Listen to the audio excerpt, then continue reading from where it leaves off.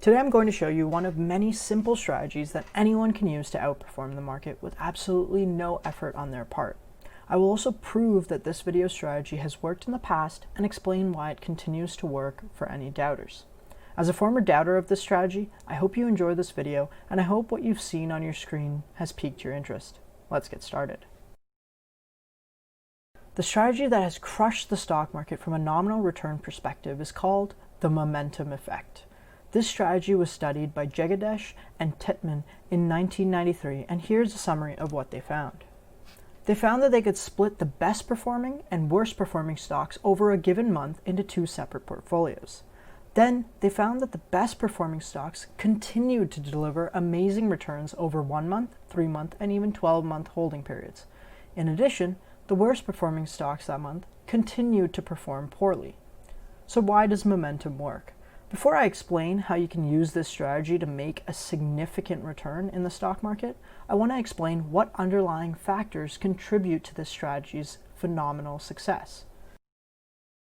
The most contributive factor to this strategy's outperformance is that human nature is not ideal for investing. People are not naturally good investors. They tend to chase hype and run at any sign of weakness. Both of these decisions cause a stock to increase or decrease further based on the past movements that the stock has seen. Second, information does not always reach everyone at the same time. Hedge funds, quant funds, and other accredited investors are often able to access market-moving information sooner than other investors in the stock market.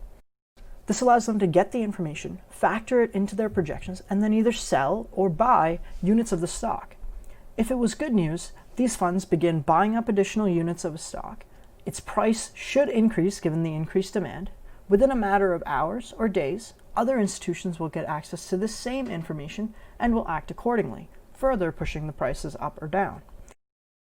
Finally, retail investors will usually get access to this information last, and many will buy or sell the stock without completing fundamental analysis, further contributing to the price discrepancy. Third, confirmation bias occurs when a person interprets a situation according to their own pre-existing biases. For example, investors are willing to jump at the opportunity to buy a stock when it increases because the increase confirms their pre-existing analysis or beliefs about the company in their head. Cognitive dissonance is when someone reacts properly to news that confirms their bias, but underreacts to news that disconfirms their bias. This is why momentum tends to do best in good or optimistic times because investors underreact to bad news. Here are some other potential contributors to the momentum effect. Investors often underreact to information arrival. Studies have shown that the momentum effect is greater in stocks where past returns accumulate gradually versus stocks where returns are accumulated in a lumpy fashion. Another contributor that's related to investors underreacting to information is the disposition effect. This is where investors are eager to sell their winners and are reluctant to sell their losers. This causes investors to underreact to true fundamental news. For example, bad news comes out and the stock should fall harder, but people naturally don't want to sell their stocks at a loss, so they hold them. So there are two ways you can make money from this strategy. One strategy is easy, and the other strategy is harder, but can be much more profitable. We'll start with the easy option. If you want a strategy where you simply have to sit back, click a few buttons each month, and on average outperform the market on a nominal return basis, look no further.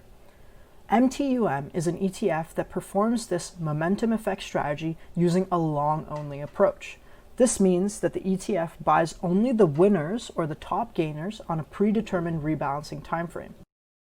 As you can see on your screen, since MTUM was launched in early 2013, it has vastly outperformed the S&P 500 to date.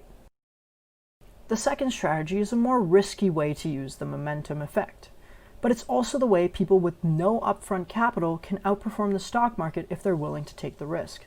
In 4 simple steps, I'm going to explain how you can go from having no portfolio to having a portfolio capable of outperforming the S&P 500.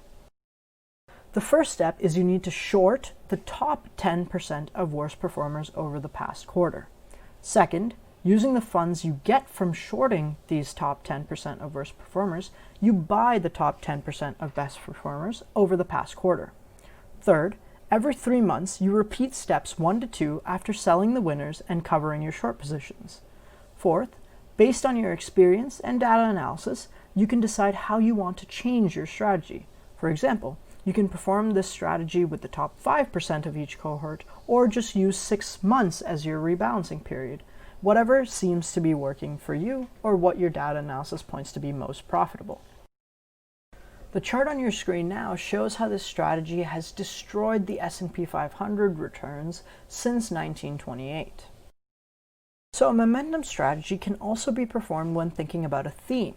If you want to learn about a theme-based momentum strategy that has generated 60% returns this year alone, which you can see on your screen now, join the Facebook group where I will write a piece about this strategy and why it's working so well. You can find the link in the description or in my pinned comment below. So the momentum effect is not something new to analysts or to other sophisticated investors. So why does this still work when other strategies begin to fail after they become common knowledge? In addition to the other things I've discussed, momentum is a unique strategy because the more people using this strategy, the better the potential short-term returns. For example, the more people buying up the top winners, the higher the demand for these stocks, and therefore the higher the prices will go. The more people selling the top losers, the higher the supply, and the lower the price will go, again helping the momentum effect strategy.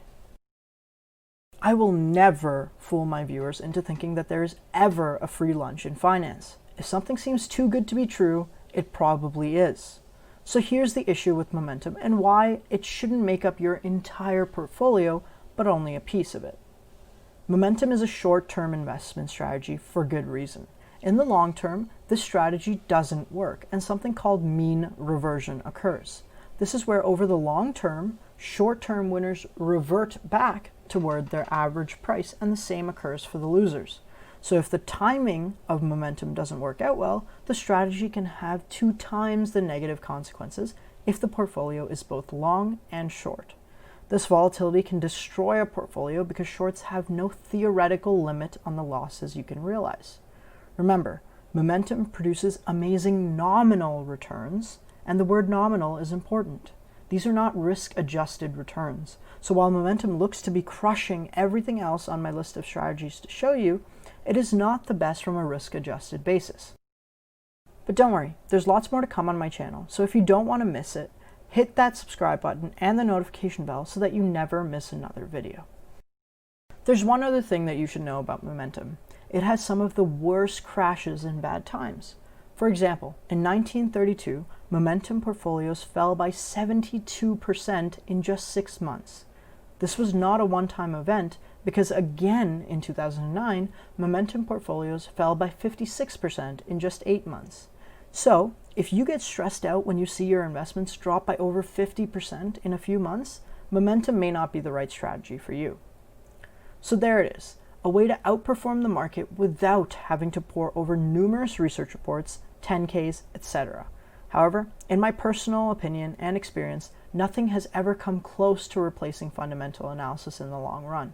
In my previous video, I shared my analysis on McDonald's, which is a company that has outperformed every ETF in my personal portfolio, and it has consistently made me copious amounts of money over my investing career. In that video, I shared just how valuable understanding a company thoroughly can be. If you're interested in watching that video, I'll leave a link in the description below, and I'll leave a card at the top right of the video now. If you enjoyed the video and are looking forward to everything else to come in the future, drop a like, comment your thoughts below, and share the video with a friend. But most importantly, remember to be eager to learn, willing to invest, and prepare yourself for success.